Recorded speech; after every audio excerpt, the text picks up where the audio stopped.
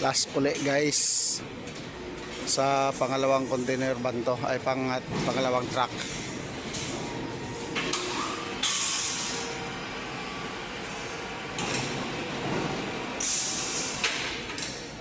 Yan si Erlon.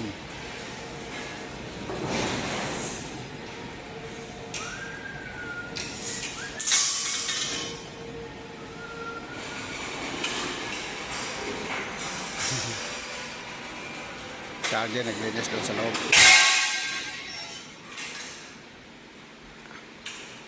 Bali yan yung pang-apat na container van, pero yung pang-kami na babanat niyan kasi may isa pang truck mga guys, last na yon, ibababa nila mamaya.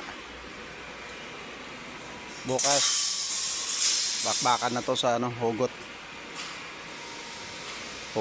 na to guys. Walang ano yan,